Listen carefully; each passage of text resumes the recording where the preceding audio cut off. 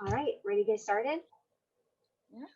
All right, well, hello everyone and welcome. This is number 5 in our workshop series for our alumni. Tonight we have Acing the Interview. If you have missed any of the previous workshops, you can go to the alumni website. And actually, I think Marge Gleason can throw up the web address in the chat. But all of the different workshops that we have hosted are the recordings are there. And if you ever have any questions that don't get answered during the workshop, or you have unique circumstances, that's why we're here. We're here to help. Once a Royal, always a Royal. And so we're here to serve. My name is Chris Whitney. I'm the director of the Center for Career Development and also an alumna. I went to grad school here at the University of Scranton. And joining me is Lori Moran. Hi, everyone. I'm Lori Moran. I am the Assistant Director in the Center for Career Development, and I'm also an alumna of the university. And she's an alumna times 2. Like, so she beats me every time we talk about it. So she's undergrad and grad. I'm half, but I feel like a whole Royal.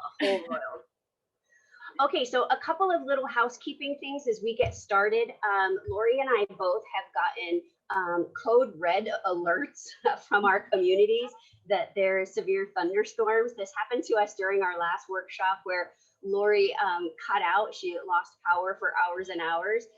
So we're going to do what we can to make sure that this goes well. But if one of us freezes or one of us disappears, just sit tight. We'll do what we can. And if not, we'll make sure to just upload the recording as quickly as we can. Because this is our last workshop in the series, I do just want to take a minute to thank from the bottom of my heart Marge Gleason and Ashley all in the alumni engagement team and the board that saw this as a need and has been really supportive and been so great to partner with. So I just wanted to put that out there as we go ahead and get started. All right, so acing the interview is what we are talking about tonight. So really, when you're getting ready to go to interviews, there are 2 types of interviews. The first is what's called generally a screening interview. So this is going to be when you're first invited to participate in the interview process. This is generally with a human resources representative from the organization. And they're usually about 30 minutes in length, typically over the phone. Sometimes they can be in person. They can also be virtual via Zoom or some other remote platform like that. But it's really just a screening interview to see how far you're going to go in the next process. So then if you get through that first round interview, you will go to what's called an on-site interview or your second interview. So this is usually where you're meeting with the department that you're for the position where you're applying for the job. So you might meet with several people. The entire department may be there, could be a team interview. So you'll be meeting with several people on the team, really, so they can see, you can see what the team is like, and the team can all see what you're like. These interviews are typically 1 hour or even longer than that sometimes, depending on what position you're applying for. Sometimes they can be several hours long, meeting with a series of different people throughout the day. Some of these interviews are in person, and that is usually the general idea. However, some of them can still be virtual at this level. So that's kind of what you can expect with the types of interviews that you can be going to. Fun fact, we are actually in the hiring process. We're hiring a career development coordinator, and we are doing our second round in person on campus interviews tomorrow. We're very excited to expand the team and also be able to interview in person.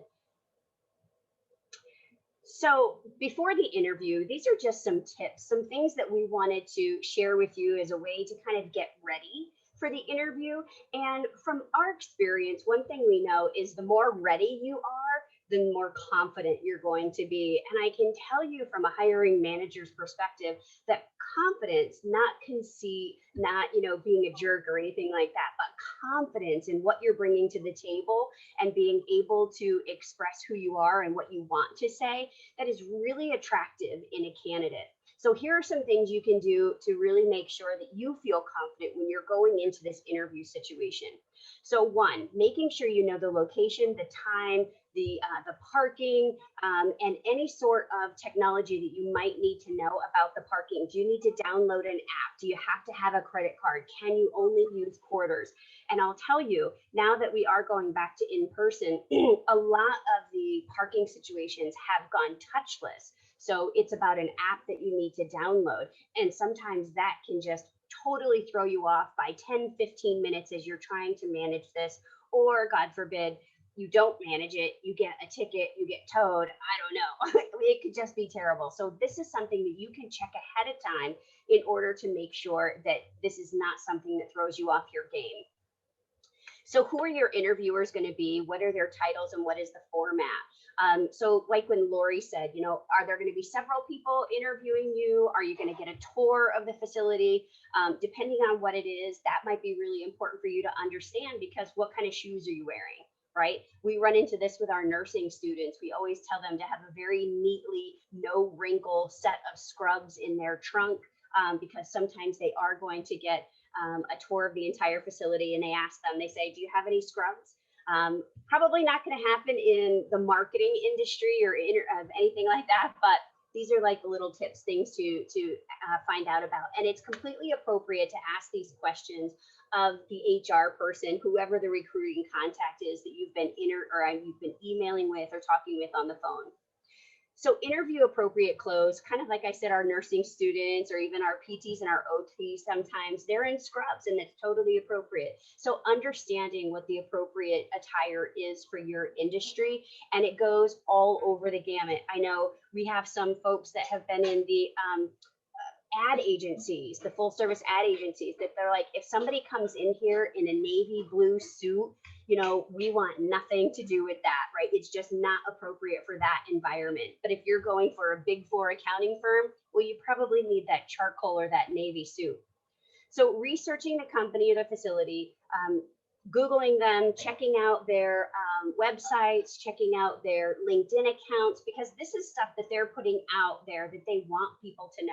So know about it, you can ask questions about it, everything like that. So reviewing your resume prior to the interview too, because what do you know, remind yourself about the skills that you have, remind yourself about the experiences that truly have made you marketable for this position.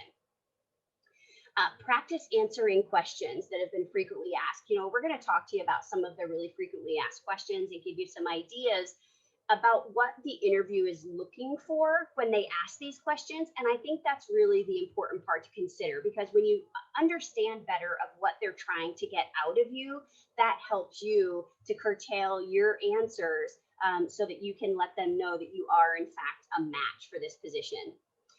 Considering a mock interview, you know, I feel like we've been doing these a lot recently, Lori, haven't we? I mean, this is like interview season. Everybody's interviewing. We've been doing a lot of mock interviews. We can do them like this over Zoom with a member of the team. We can set you up for something over the phone. We can set you up for something in person if you happen to be in the Scranton area. So excited to start meeting people in person again. But that mock interview is sometimes clutch in preparing you and helping you feel to really confident. Preparing your elevator pitch, we're going to talk about that a little bit.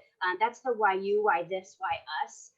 We talked about in one of the past workshops. That's where you have the floor after they ask that first question in an interview, which is, tell me about yourself. You have the floor. You kind of have control of the tone of the interview, and really what you choose to say at that point can just set the table for the rest of it, when it's going to go, little nuggets of information that could just start a conversation. And that's the best interview. The best interview is really a conversation between you and the interviewers. Preparing questions to ask. This is a non-negotiable. You have to have questions, and don't say something like, what's your typical day? That's cheeseball. People ask me all the time, well, what should I ask? I say, what do you want to know? Do you want to know about the training program? Do you want to know about how they responded to COVID, how COVID impacted them? Are they going back to in person? What are some things that you really want to know? As long as it has nothing to do with salary, nothing to do with vacation days or time off or anything like that, ask the questions that you really want to know. So, as Chris mentioned before, the tell me about yourself question. This is one of those questions that is very commonly asked at the beginning of the interviewer, where the interviewer might say, so, why don't you tell me a little bit about yourself? So, this is also called your pitch. Um, and so, really, you want to concisely and very articulately talk a little bit about why you, why this, and why us, why that company. So, really, you want to address these, like I said, succinctly, 30 to 60 seconds. So, why you? You're going to talk a little bit about who you are, maybe overview of your experiences. Why this? Why this industry? Why are you interested in this field? Um, why are you interested in this position? And then the why us, that's, why this specific company? If you're an accounting um, person and you're interviewing, let's say at PwC, why PwC and not Baker Tilly, or something like that. So you're not going to compare the companies, but why specifically? This is where really that research that you've done on the company will come in very handy. Something about the mission of the organization you could even mention, or something specific. So really, it's your chance to showcase who you are. And why you're interested in the field and that organization. So one of the types of questions that we see very often, most often, like vast majority of the time, are behavioral questions. And the behavioral questions are just that. They want to figure out what your behaviors are. How do you react in certain situations? And it's not about theory. It's not about here's what I should have done or what I should do or what I might do. It's about what have you done? How have you handled different situations? And this is just the STAR method is just a way to kind of start forming the answers that you might give in these questions. Pause real quick. Housekeeping is that we have disabled the chat, but we've enabled the Q&A box. So if anybody has any questions as we're going on, please just go ahead and use the question and answer box, and we can take care of that. Excuse me. So the STAR method is really a way for you to kind of start forming all of the examples in your mind of how you might want to answer these questions. So it's about a specific situation, right? So if they say something like, tell me about a time that you failed, or tell me about how you are as a member of a team, or give me an example of a time that you planned everything perfectly and nothing went right? So things like this. So what you want to do is you want to come up with a specific situation. You want to explain exactly what it was that you were supposed to do. So this is being, again, specific, not theoretical, right? So don't say, oh, well, I probably would, or something like that. Be very specific. And I'll also give you a little tip is that the truth never changes. And the truth is a little bit easier to explain. And what I mean by that is that if you are trying to add something or change something in some way, then it can just get away from you. So my advice is always to find a real situation, a real specific thing from your experiences, even if it seems as though it's not related to the industry that you're applying to at that time. You can still come up with an example about customer service, about working with other employees or team members or something like that. So next is the action. What is the specific action that you took? What did you do? Not what you should have done necessarily, but what did you do? And then the result, which is what was the outcome of it? Okay, so many times it's, and here what happened, and then there's a comma or a semicolon at the end of that, and it's like, and here's what I learned from that. Here's what I would do differently. Here's what I would do the same, something of that nature. But this is just something to keep in mind as you're thinking of the different situations, things that you're really proud of, times that things went really bad. These are all examples that you could use in an interview. Do you want to add anything to that, Lori? No, I think that's exactly what it is. I think and just being really familiar with your own experiences, and just thinking of situations when you took initiative, when you had to manage a conflict, a time you've been frustrated. Just try to think of some of those things before you go in there. Also, it is okay to take a moment or two to think of a situation when you're in an interview. So that's okay as well. But I think just really thoroughly walking the interviewer through your problem solving steps is really, they're just really trying to see that. So making sure that you're clear and articulate. Yeah, good tip. And also, one thing I tell people is, whatever notebook it is, or a pad folio or a pad of paper that they're going to take to the interview with them, that you'll have your questions written down.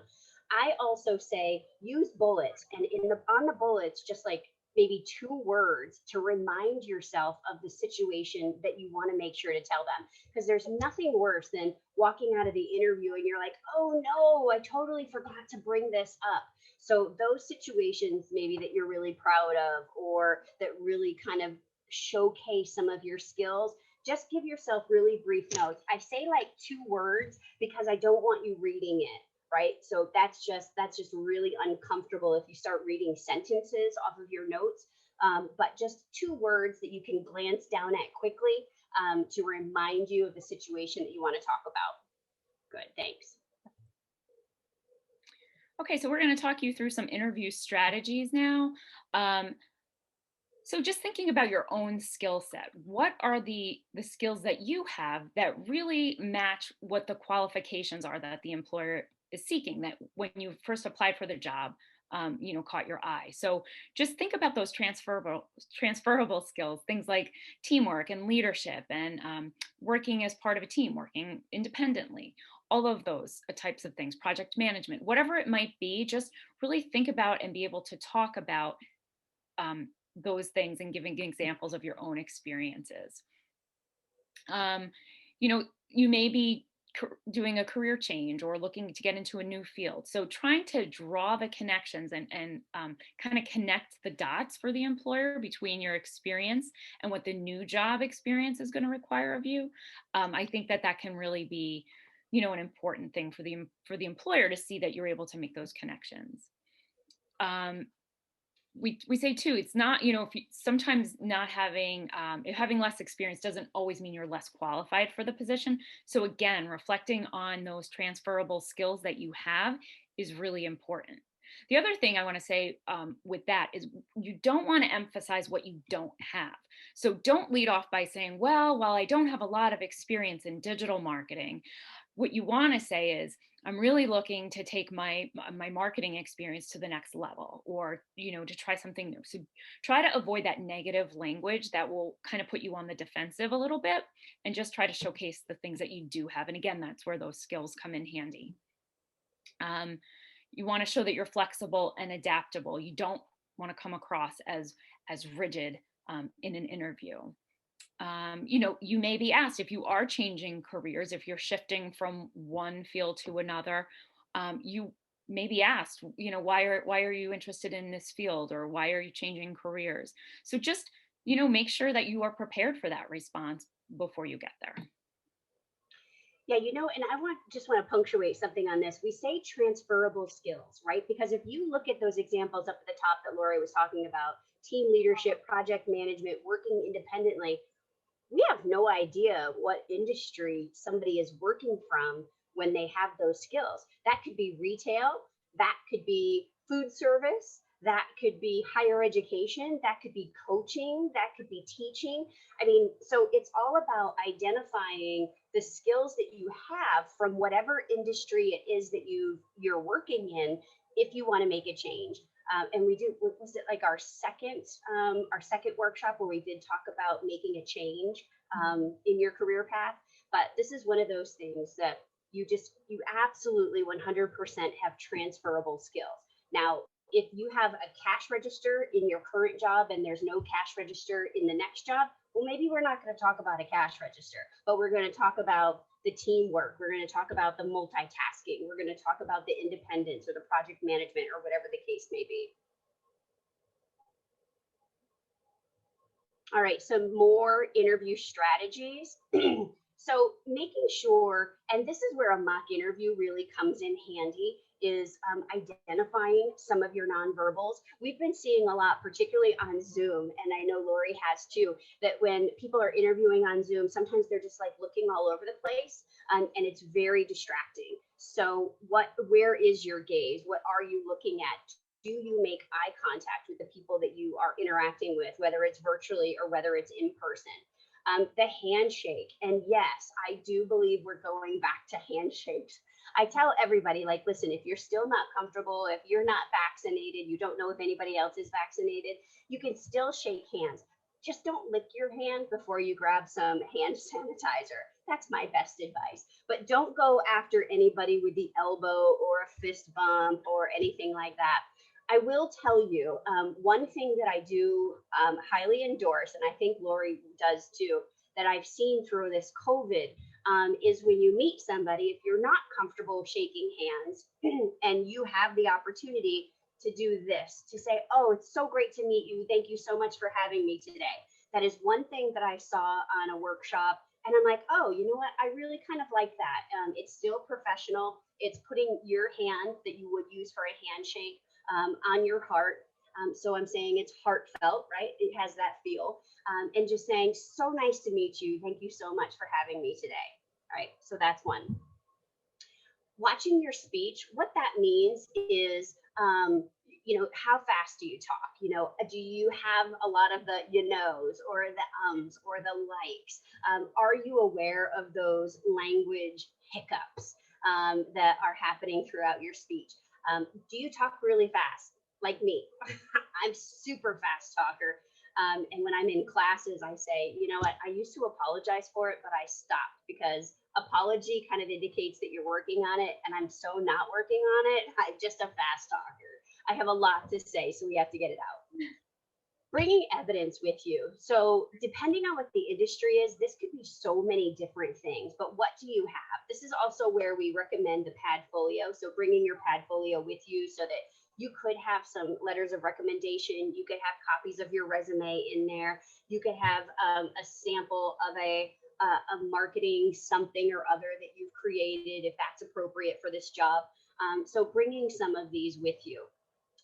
You can also, LinkedIn is really cool these days because you can add all sorts of multimedia examples on your profile. You can upload links, you can upload files, multimedia files. So I also say to utilize LinkedIn in that way to really help you identify all of the different ways that you are the best candidate. In this, as a way to prepare, as a way to make yourself the most marketable candidate, we just wanted to pop this in here, which is be open to gaining new skills, right? So let's say you have, I don't know, maybe you're like Chris Whitney and you have an English undergrad degree and you're like, well, how the heck does that make me marketable for this other field? And I'm like, well, I'm really missing an Excel component. So maybe I'm going to go online, and whether it's a MOOC or whether it's any other sort of class, maybe it's an in-person class in your community, I don't know, but take that class, teach yourself that that skill, or take an actual class where somebody else is teaching you that skill, and then we can really showcase that on your resume, right? Maybe you get a certificate from completing that course. So maybe you're going to upload that to your LinkedIn account, or maybe you're going to upload that to your application, or maybe you're going to bring a copy of that to your interview. Finding a mentor is also huge. I hope that you're all utilizing Scranton Connections, so scrantonconnections.com. I love this tagline that Lori created. It's where royal potential meets royal experience. Right? So this is our own private protected network. It's scrantonconnections.com, where you can interact with alumni, where you can jump into a group. If law is your thing, go into the law group, right? If it's about medicine or you are an OT, jump into that group and have conversations with other royals about what's happening. And doing some research, finding out, especially if this is a new industry, what's happening? What are some of the trends? What are some of the policies or regulations or things that are really, enhancing or a detriment to this company that you're applying with or the industry as a whole? But just going in as prepared as you can to have any sort of conversations that they might throw at you is just going to make you, again, feel much more confident as you're entering the interview. And one of the things, just going back to the nonverbals, a few things that I've noticed over Zoom when I do mock interviews, if you have a swivel chair, be careful you're not swiveling in it while you're doing an interview if it's virtual or even if it's in person. So just some of those kind of distracting things, and then make sure your background is appropriate and professional looking. Just two other things I was thinking about as I was thinking about the mock interviews I've done this year. So. Okay, so after the interview, it's so important to send a thank you note or thank you email, really is very appropriate, within 24 hours. Not every candidate does this, but every candidate should. And so it can set you apart a little bit, but please don't forget, this is so very important to send that thank you email. You're going to reemphasize your qualifications for the position. You're going to reiterate your interest in the position. After speaking with you today, my interest in this position has been strengthened. I really enjoyed talking to you about name something specific that you discussed with the team or with the interviewer. Make that connection between your skills and the qualifications being sought, and then always obviously end it with a thank you again, that you really appreciate the time, that you look forward to hearing from them. So that thank you letter or thank you note is very important. It really is. It's a courtesy that is still expected out there. But I will tell you that an email is absolutely 100% appropriate. If you do want to send a handwritten note, by all means, mail it. Mail it very, very quickly. I mean, we know USPS is really taking a long time these days, but an email is completely appropriate and professional and really appreciated, right, Lori? Very much so. Very much we've been going through the interview process, I can tell you that it's noticeable. I should say it's noticeable when somebody does and doesn't send. So as always, this is our contact information. This is just like the 30,000 look at this with interviews. As you are going through your specifics, reach out to us, schedule a meeting. We can answer your specific questions about your unique situation. But here's all of our contact. There's a lot of interview tips on our website too. I'm really proud of our website. And each time we get a new set of interns every semester, we encourage them to just dig in it and make sure everything is working and it makes sense. So if you ever see anything that could use some adjustment or some editing, by all means, let us know. This is our email.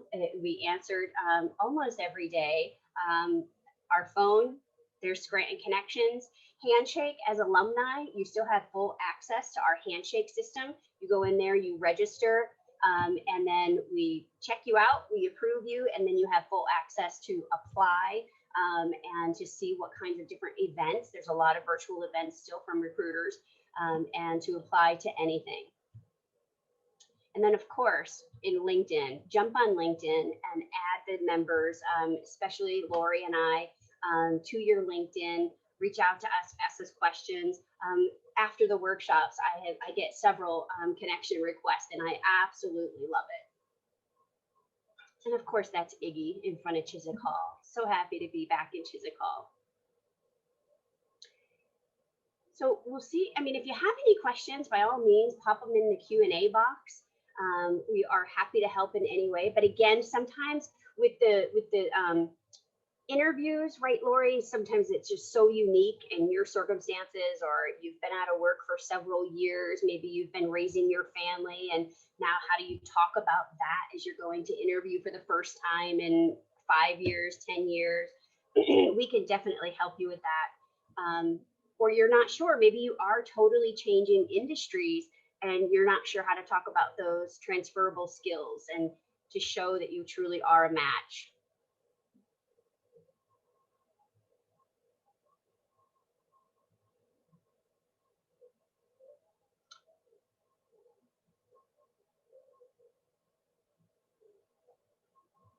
Oh, I love this question. So it says, totally random question. Is that our new mascot? Iggy, Ignatius, named after Ignatius, is our mascot. And Iggy is just absolutely wonderful at the sporting games. And we've got a couple of, on our YouTube channel, we have a couple of different things with Iggy. Iggy gets his resume checked out, and Iggy gets a tie. He's learning how to tie a tie, a Windsor knot.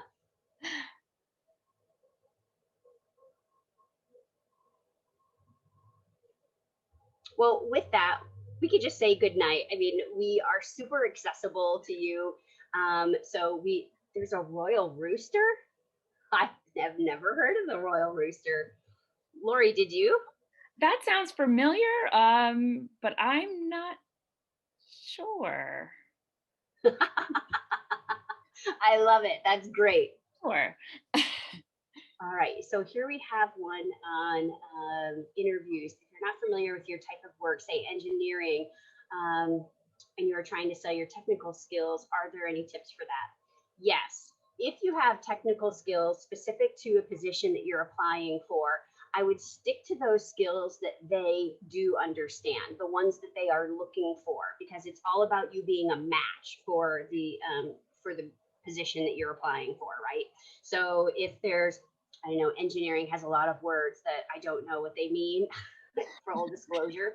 But if I'm have a position open and an engineer is applying for a position with me, then I would assume that they're going to look at the job description that I've posted, and they're going to see what skills are important to me and my team, and those are the ones that you want to focus on. It's not about impressing them in some way with skills that they're not familiar with.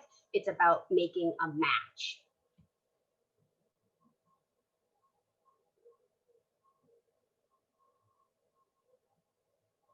It is absolutely our pleasure. And we're so grateful that you're all here.